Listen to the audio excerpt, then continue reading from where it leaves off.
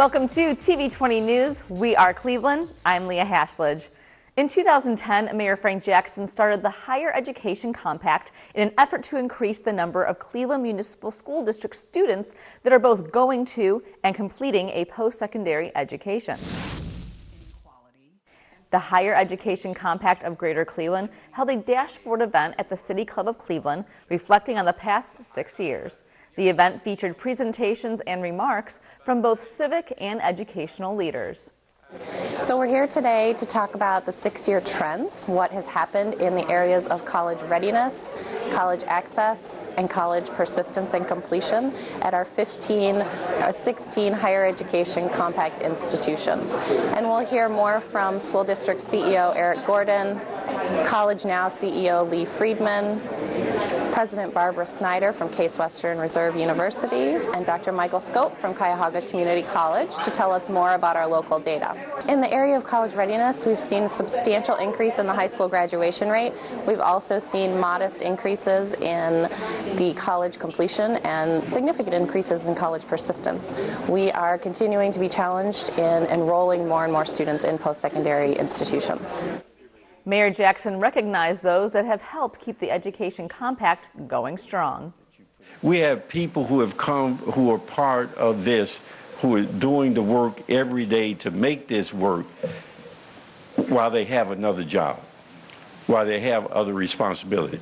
They may be related to education, but still they have other responsibilities that they have to take care of. But they've taken out the time to do the work here that has made this 6 years that is beginning to show some results and some success. If you'd like to download a copy of the latest report, visit highereducationcompact.org. Cleveland was recently the host city for the National Forum of Black Public Administrators 2018 annual conference. The NFBPA works to promote the advancement of black public leadership throughout local and state governments. President Jalen LeBlanc Burley says it's great to be back in Cleveland. And we're back in Cleveland. We visited Cleveland some 28 years ago, and we're so excited to be back. And Cleveland still remains to be a very beautiful city, a very progressive city, and so we're so happy to be back. The conference featured public leaders from cities all over the country. Cleveland's Chief Operating Officer, Darnell Brown, is also a member of the NFBPA board. He said Cleveland lost the bid to host the conference several years ago, but then the RNC came to town, thrusting Cleveland into the global spotlight and changing everything. So we actually got approached about what we have an interest in hosting the National Forum for Black Public Administrators. We worked actually with Destination Cleveland, put a proposal together. It was reviewed and accepted, and that was a year ago. Usually it's about a 2 or 3 year process, and so we worked really on an escalated process to both get named as a contender for it to get awarded, and then to do all the work required to put the conference on. Lorenzo Amani is the graduate student representative for the NFBPA, and he works to attract the younger generation to work in public service. Incentivizing young adults to go into public service could be a challenge. It's different from going into the corporate world. The motivation is, giving back to communities and sometimes doing that at a lower salary. And so there are challenges, but there are also opportunities to get people involved to see what type of things that these public administrators are doing and to see how they're actually changing cities, states, and national governances. For more information on the National Forum of Black Public Administrators, visit their website, nfbpa.org. The Cleveland Clinic hosted their 16th annual Minority Men's Health Fair, offering free health screenings and information. The founder of the clinic's Minority Health Center, Dr. Charles Maudlin, tells us more about the educational fair. We started in 2003. The first year we had 35 men show up. And you can look behind me, there's probably well over 1,000 men here already. But it means a lot to the community because in many regards, a lot of times the community hasn't had access to quality health care, for a variety of reasons. And a lot of times, men in particular have been reluctant to come in and get the screenings necessary to maintain their health. A lot of times men mistakenly, and others, but men in particular, mistakenly think that they have to have signs or symptoms or pain or discomfort to have significant diseases. But you know, we know as urologists, most men diagnosed with prostate cancer, for example, have no signs, symptoms, pain, discomfort, or anything. And that just underscores the importance of coming to a health fair to get these screenings, going to your physician. This event is open to every man, regardless of race or ethnicity, but I think by having named events like this, it shows the community that they're welcome to come in. Obviously they are. I mean, the Cleveland Clinic, we welcome everybody to come. But I think this is just a demonstration of our commitment to the community. This is just one example of what we do year-round to promote access. We're targeting especially men of color because of the high rate of healthcare disparities, higher death rates, higher rates of cancer and heart disease and diabetes, high blood pressure, kidney disease. And I'm really thrilled that the men have actually decided to show up and take advantage of this opportunity. For more information on the Men's Minority Health Center, visit clevelandclinic.org. Ward 7 Councilman Bashir Jones celebrated his first 100 days of service with a program at the East Professional Center and a renewed commitment to the residents of his ward. The program started with a performance by the Distinguished Gentlemen of Spoken Word, a group that originates from Ward 7.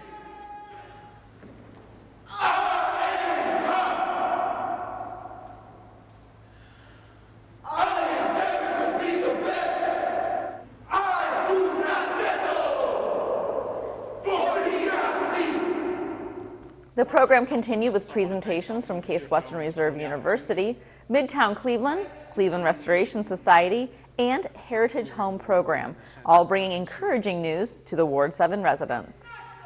We offer impartial guidance and advice. So instead of just calling a contractor to meet you at your house, we can come first and help guide you on what you actually need to get done. Prioritize your projects, talk about what a ballpark estimate might be for that type of project so that the bid that you get is fair.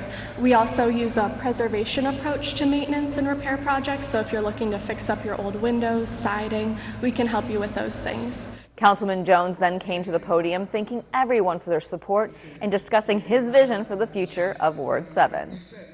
We have the hottest location, not only in the city, but across the nation, where we're located. We sit right in between Case Western Reserve and Cleveland State. We're right on the cusp of Cleveland Clinic. We are just a couple of minutes from the lake. This is downtown living wherever you go. So what we want to make sure is that the people who are in this community can benefit from the growth. The National Digital Inclusion Alliance hosted their third annual conference at the Global Center for Health Innovation, welcoming community advocates, academics, internet service providers, and policymakers. We are a national association of more than 300 organizations who are devoted to helping everyone get on the internet so that we all have equal access to the internet. And that means training, a device if you need a device, it means affordable internet access, and it means knowledgeable technical support. At the conference, attendees discussed best practices around the country, sources of financial support for programs, and local, state, and federal policies that impact digital equity. These organizations are often working in isolation in their communities, and they come together to share the kinds of things that they're doing with the people who come to them for training. They learn about low-cost devices, training tools, ways to build job training into the kind of work that they are doing, new connection technologies, and they share all that information here. We're also very active in the policy arena, so we monitor at the national level what's happening in Washington and bring that information back to this meeting. Mayor Jackson spoke at the conference about the importance of having the internet in the community. So I want to thank all of you for what you do as you work and you fight to include people who are being left out. And I know that internet access and ability to have the technology and being able to use technology is not just a luxury, it's not a toy that we just have. It's really something that is essential and necessary, and it becomes even more that way in everyday life as we move out into the future. So the question becomes, how do we ensure that everyone is included so that they can be competitive, that they can participate in the competitive world and in the quality of life? And you cannot do it if you don't have that access. We asked Ms. Breeden how Cleveland compares to other cities. Well, Cleveland has a long history of citizen action and engagement in these issues, which are often called the digital divide. And we have seen that certain wards in Cleveland have free Wi-Fi, and there are a lot of on-the-ground organizations, as well as some really key leadership institutions in the community, like the Cleveland Foundation and the Cleveland Public Library, that are engaged in this kind of work. So there's a lot of activity in Cleveland from the grassroots level on up to the civic level. For more information, visit digitalinclusion.org. After a blazing grease fire at Rainbow Terrace Apartments ripped through 33 units and forced about 60 residents from their homes, the community banded together to help get the families back on their feet. A fundraiser called Rally in the Valley was started to help raise money, as well as essential items like food, clothes, and toiletries. I mean, I can only imagine, losing everything that I own, my personal possessions. And so for 30 families to lose everything that they own and have to pick up the pieces and regroup, I think any and everybody's heart should have to be able to go out to something like that. Well, I've been an intern at Rainbow Terrace since August, and I've really built relationships with these families and really understand the heartache that they have to endure. So when this happened, it was just devastating. I knew that, we really needed to get the community involved and show them that they care. The Rally in the Valley wasn't just a typical fundraiser. They actually reached out to a local music artist to help get the word out and perform for the community for free. When I heard about the apartment fires, I knew that I had to do something different than a typical clothing drive. So with this benefit concert, I'm for sure that we're going to be able to raise some money to help those families buy things that they don't have already. Well, our goal is to, for one, raise as much financial income as we can to be able to directly donate to those families so that they can pick up the pieces. We just got our first donation from Kia Bedford. We got a $500 donations, and that's exciting. That's a kickoff, and I'm excited to see the rest of the show. The first signs of reviving solidarity in this community came with the start of this movement. Just the word united is just something big, in today's, society, we're so individualized and so divided. And so just saying the word united really just gravitates us together.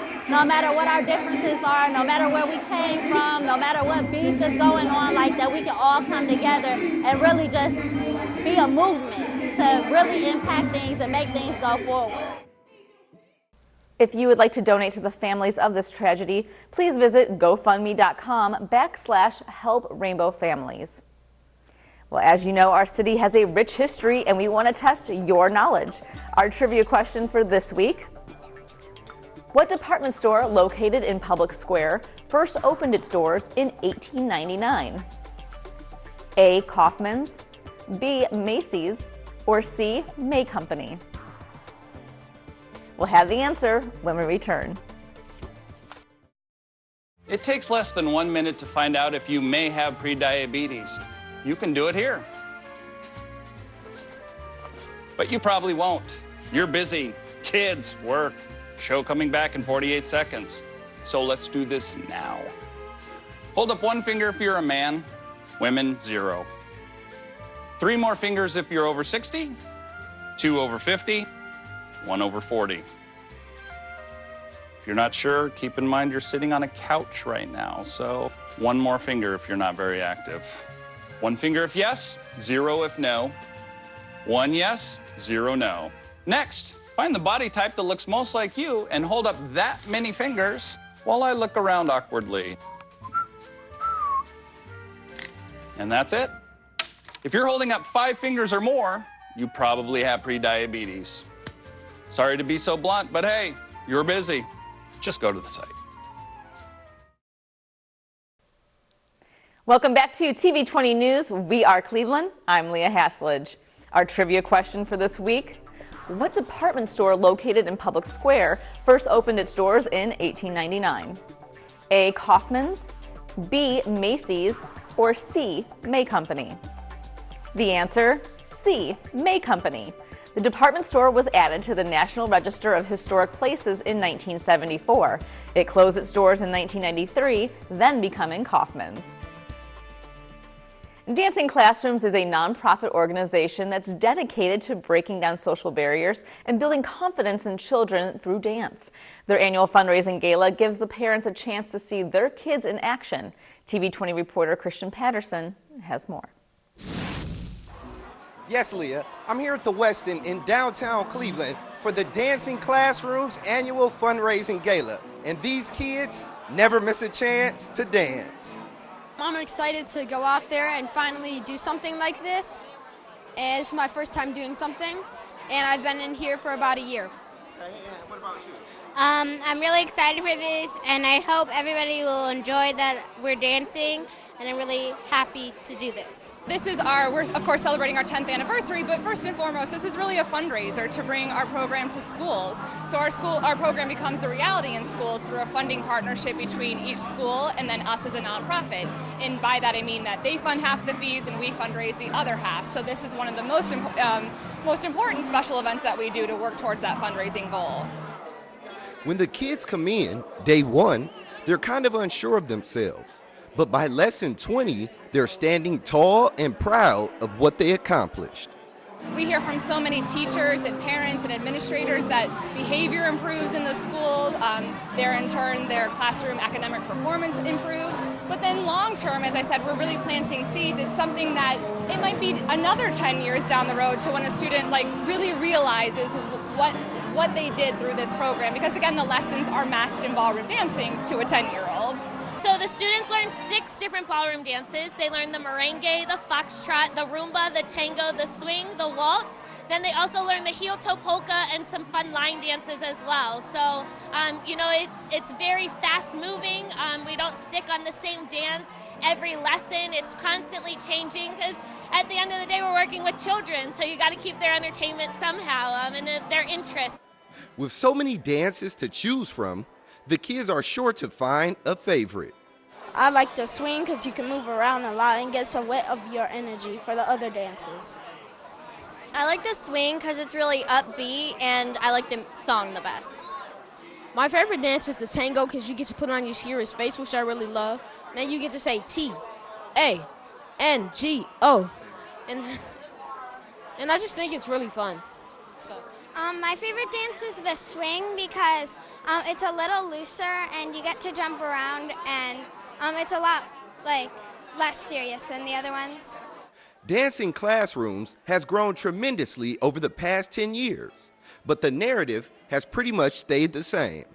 It's a group of people who believe in education, who believe in the arts and the power of the arts to positively impact education, and they come together to make a difference. From the merengue to the waltz to the cha-cha slide, I've learned dancing is from the soul. Reporting from the Westin in downtown Cleveland, I'm Christian Patterson for TV20. We are Cleveland. Junior Achievement of Greater Cleveland hosted their 4th annual JA Field Day at Cleveland Public Hall. Over 450 middle and high school students came together to learn career readiness, financial literacy, and entrepreneurship. This is a capstone event for us. All of the students that are here with us today have received a JA volunteer previously in their classroom.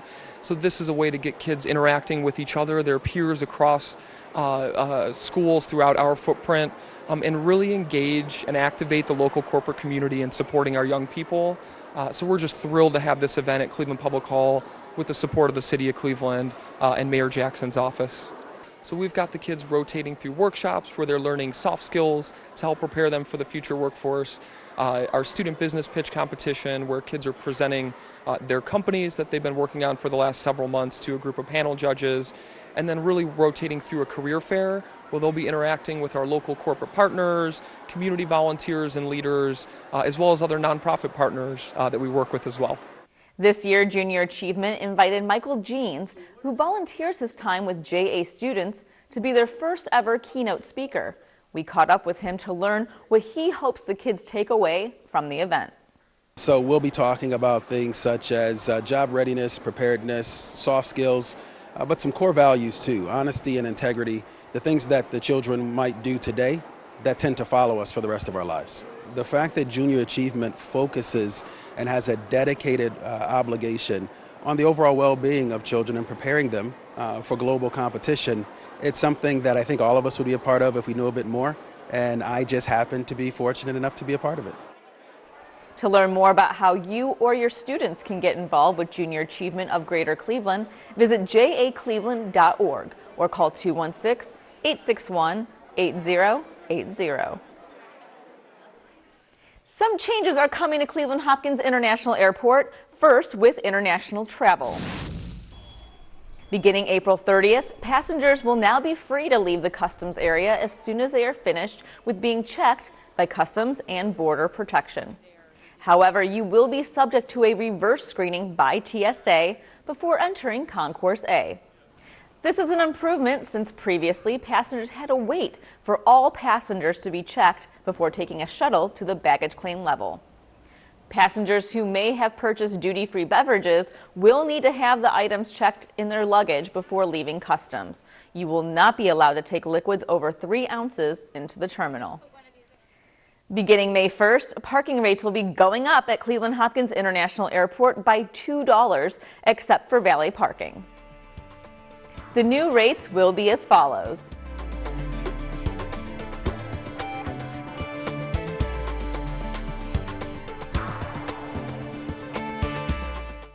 If you have entered the lot before the increase takes place, which again is May 1st, you will not be charged the new rate. For more information, visit clevelandairport.com.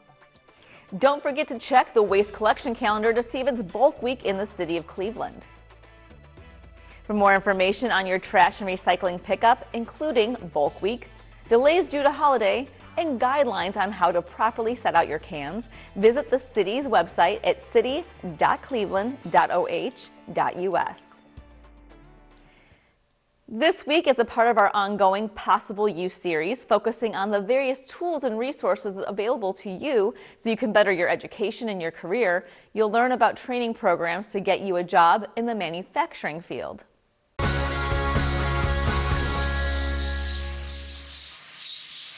The secret is quickly getting out. Manufacturing jobs are back in Northeast Ohio and companies are hiring. But matching companies with qualified workers can be a real challenge. Darian Hill works at Cleveland Dye and Manufacturing in Middleburg Heights. He saw manufacturing as a way to turn his life around. It was really either going straight back to work or finding something more stable. That stability came by training to be a CNC machinist, making the parts that hold your car together. And I decided that CNC, I've always been good with numbers, so I decided to go that route. The Young Adult Resource Center, or YRC, is a state-backed workforce development in Cuyahoga County, connecting folks with the education they need to take that next step. In Darion's case, that was a certificate from Cleveland Industrial Training Center. Without any prior experience, Cleveland Dye took a chance on him. He's enthusiastic enough to do it. He wants to do it. We're willing to learn. We feel that he's an asset, and this is why we hired him. And since getting on the job, Darion has made the most of it, learning how to work with more machines and with eyes on expanding his programming skills. I want to learn even more than what I know now. I want to break more barriers. I want to keep going further in life. And he wants to see more people find success like he did, using the great resources that are out there. I would tell them to know what you want and don't be afraid to go get it. They're there to help as long as you're not there to play. Brandon Simmons, Channel 3 News. Possible You is brought to you in partnership with Ohio Means Jobs, the Cleveland Foundation, and WKYC Channel 3 News. For more information on the Young Adult Resource Center, visit the Ohio Means Jobs Cleveland-Cuyahoga County website at omjcc.us, keyword Young Adult. Thanks for watching TV20 News. We are Cleveland. I'm Leah Haslage. Up next, we're going to have Christian Patterson with the Inside Sports Report.